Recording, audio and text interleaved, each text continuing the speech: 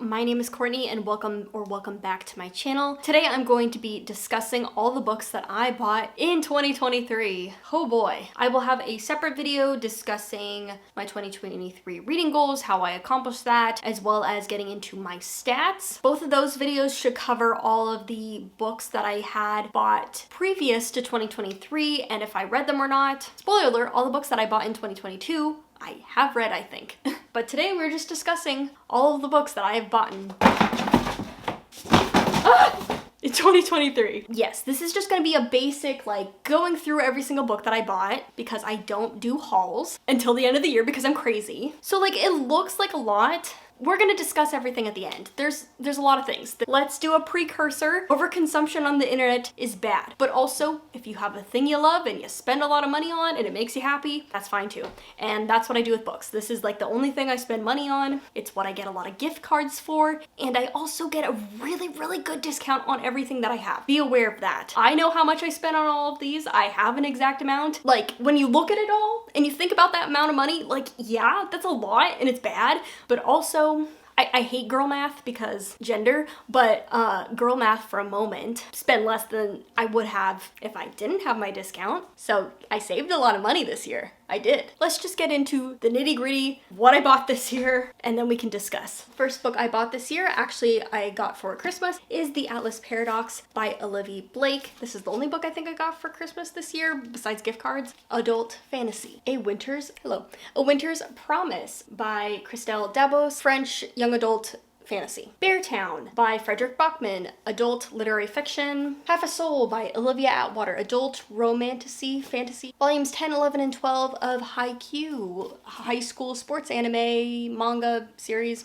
Moon of the Crusted Snow, indigenous literary fiction / dystopian survival story. Wolf and the Woodsman by Ava Reed. This is adult fantasy. The villains are destined to die. I really like this girly style of manhwa and I really like these villainess isekai female-driven stories. I had like a whole, I don't know, couple of years where this was all I was reading online. This is one of my favorites that has been published in English. Trying to decide if I want to collect the whole series. I do want to know how the story ends, but yes. Lost in the Moment and Found, Shauna McGuire, part of the Every Heart a Doorway series, adult fantasy. Ring Shout, adult fantasy paranormal historical fiction novel. The Conductors by Nicole Glover, adult fantasy historical fiction. Maybe I bought those at the same time, I'm not sure. Volume 38 of Yona of the Dawn, which is shoujo or young adult female-driven fantasy series. Kimi no Todoke volumes 2 through 5. This is young adult contemporary shoujo. This is one I am contemplating collecting. It's one I always come back to. It is a series that I've enjoyed and it honestly stands up to reread. Lore Olympus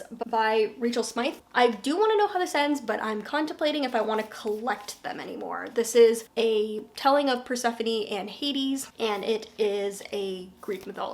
Historical, fiction-y, magical thing. Delilah Green Doesn't Care, Ashley Herring Blake, adult romance contemporary. Life from Uncommon Stars by Rika Aoki, sci-fi fantasy, adult, weird, awesome. Olivia After All by Raquel Marie, young adult contemporary queer. This Poison Heart by Caitlin Barron, young adult paranormal / fantastical To Be Taught If Fortunate by Becky Chambers, novella, sci-fi, literary leaning. Breeding Sweetgrass, adult, non-fiction, indigenous, foraging, environmental. Pilu of the Woods, middle grade, graphic novel. The Inheritance of Orquídea Divina, fantasy, historical, I believe. Contemporary with historical elements, family saga. Lachlan's, I read this last year, but this is me buying a finished copy. I waited until the paperback came out so that it could match the other paperbacks I own, and guess what? It's different size and I hate it. But the book, good. One of my favorites from last year. This Wicked Fate by Caitlin Barron, second book in the Poison Heart series, young adult, fantastical, paranormal, Greek god stuff. Darius the Great Deserves Better, second book in this series, contemporary, young adult, Emily Wilde's Encyclopedia of Fairies, fantastical, historical fiction, I guess, yeah. Travel-esque story. Absolutely Remarkable Thing by Hank Green. Bought this, I believe on Pango because I had the paperback and I wanted the hardcover to match my other copy of A Beautifully Foolish Endeavor. So, have previously read this like a couple years ago. Witch Hat Altair volumes 1 through 7. Obsessed with this. Fantasy, adult, manga, magical world, witches. Skip Beat volume 48. Contemporary shoujo acting. Long Shadow and 10,000 Stitches by Olivia Atwater, part of the Regency Fae Half a Soul series. So fantasy romance. And then volumes 8, 9, and 10 of Witch Hat Altair. Yes, this is good. And now we have finally gotten to the first book that I have not read yet. All of the rest of them, so far, I have read. So yay. And this is May, just so you know. I bought this in May and I haven't read it. So all the books that I bought for the first 4 or 5 months of the year, I have read. This is Chain Gang All-Stars, sci-fi, literary fiction, prison, industrial complex stuff. Haven't read it yet. Really, really want to. This is like the top of the list. I'm waiting in line for the audiobook because I heard the audiobook was really, really amazing and had really great narrators. So I'm really excited. Beyond the Black Door. This is another one I bought for Queer Pride Month. Have not read yet. The Sun and the Star by Rick Riordan and Mark Oshiro. I was about to say I haven't read this, but I did read this. Sawkill Girls by Claire Legrand. Horror, adult, young adult. Horror, young adult. In Deeper Waters, fantasy, pirates, mermaids, adventure world. The First Sister by Lyndon A. Lewis, sci-fi, multiple perspective adult series. Haikyuu volumes. I believe we got 13 through 25, and I have read up to volume 22 because it was a good stopping point, or I haven't read volume 22. I have to read 22, 23, 24, and 25, but I'm waiting until I can buy more volumes so that I can have a big sprint of that. Okay, now we're getting into the adult romance genre, which I had a big thing about. So I have The Charm Offensive. Again, romance, adult, bachelor-esque style setting. Queerly Beloved. This is small town, historical, technically. Paris Downcourt is about to crumble. Another reality TV show, but this is Great British Bake Off. Queer romance. Queer Romance, another adult romance reality TV series. Devon and Chris Plan a Wedding. Astrid Parker Doesn't Fail by Ashley Herring Blake in the Bright Falls series. Drifting Dragons, adult fantasy slice of life series. Office of Historical Corrections, novella / short story collection. Adult fantasy. No, adult literary fiction. Moby Dyke, adult nonfiction about gay bars. Alison Betcher's Fun Home, adult memoir, comic graphic novel memoir. And then Our Wives Under the Sea, literary fiction with speculative horror elements.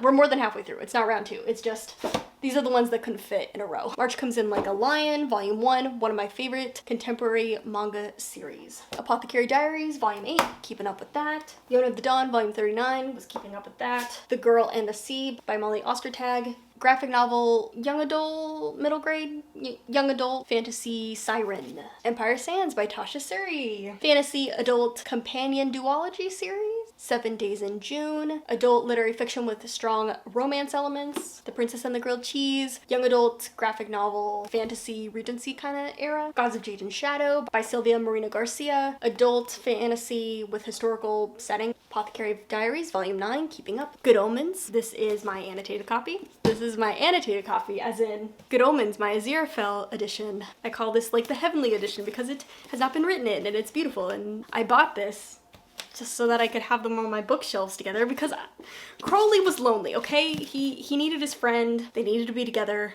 Okay, buying that, the Aziraphale copy, oh my god, that is the most likes on a TikTok. I still get likes on it. It is so annoying that I've ever seen. I don't get why people like that TikTok. It is the most generic ass TikTok of me just being like, hey, I bought another copy of Good Omens. But if you're wondering where you get both of these versions, just at your regular bookstore. Basically, what happens is that when you order Good Omens through the bookstore, these are under the same ISBN numbers, so there's no way of knowing which one you're gonna get unless you go to the bookstore and see which one they have. For whatever reason, I don't know why, maybe they just knew Crowley was more of a favorite character. I am now an Aziraphale stan. I love Crowley, but Aziraphale's now my favorite character. I think that probably says something about me that I flip-flop like that. Crowley edition is more bountiful for some reason. People have a harder time of finding this copy, but I have never not seen it at bookstores. So if you're in the US, UK, Canada, you should be able to get both of these. But it's hard to order one specific version over the other because they are the same ISBN number. And chances are if you order the Good Omens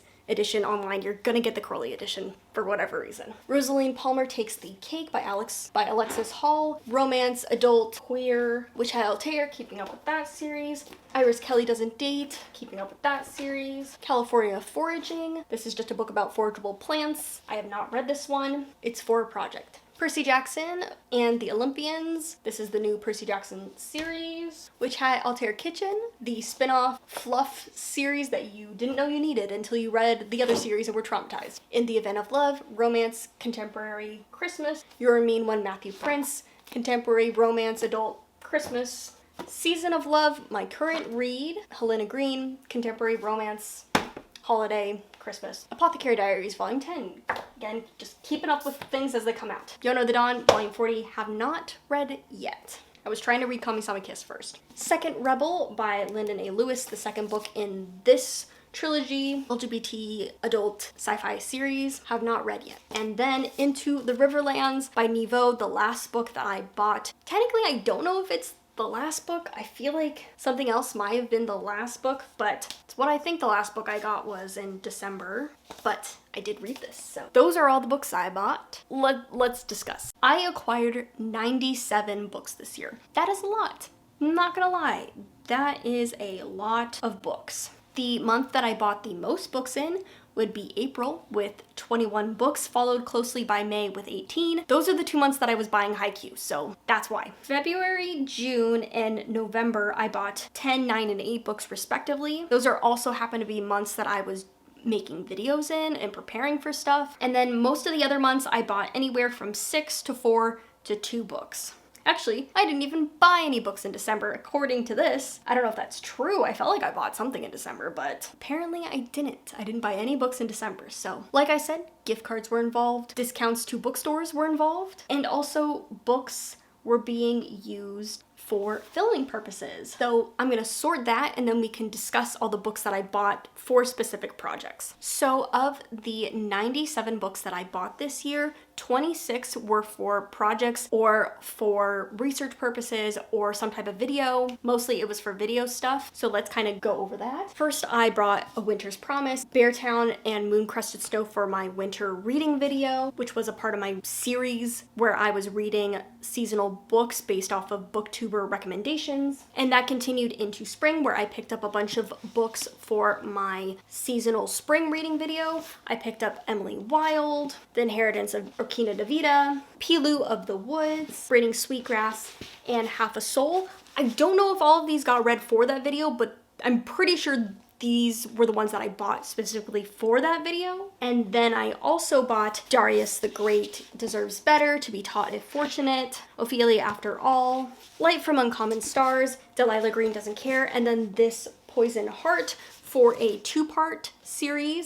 I think it says something that I cannot remember this video series to tell you which is which, but I went back, looked at the video, and I figured it out. So for my video, part 1 of using my reading stats to pick what I read, I picked up this Poison Heart, Ophelia After All, and then for that video, I didn't pick up the Atlas Paradox, but I already had it and used it in that video, so that one doesn't count.